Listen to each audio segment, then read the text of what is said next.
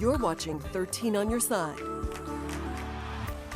President Joe Biden is warning of higher gasoline prices after announcing the U.S. will ban imports of Russian oil. We are seeing near record prices already, and with this news, many fear the spike will continue. And you may have wondered what exactly goes into the price we pay at the pump. Here's a breakdown. The biggest component of gas prices is the cost of crude oil, which makes up about 56% of the total price. Add in another 30% for refiners, distributors, and retailers, and 15% in federal and state taxes.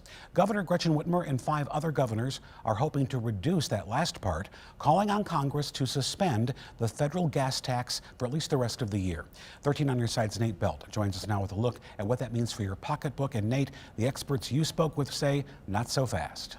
Yeah, Kirk, Governor Whitmer sent a letter to Congress today signed by her and 5 other governors requesting that suspension. Now, the letter says the gas prices Relief Act would mean money saved at the pump translates into dollars back in consumers' pockets. Now, but an economics expert that I spoke to today says put the brakes on that and say you really wouldn't be saving that much money.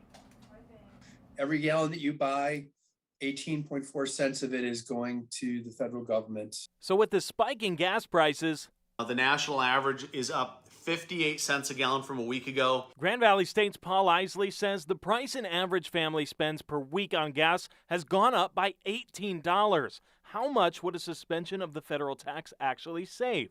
It's about $3 a week for the average per family in the United States. Not very much.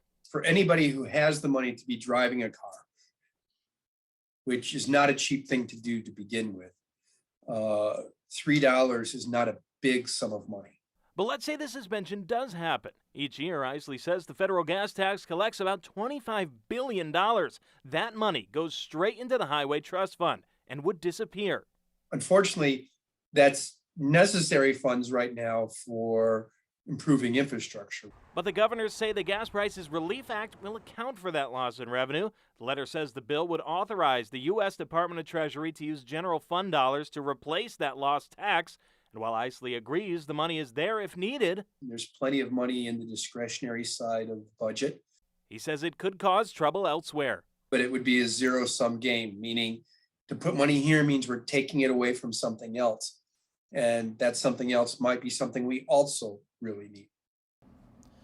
Isley tells me that because the money saved would be so little, this bill is more symbolic than anything and not so much of an actual assistance. Kirk?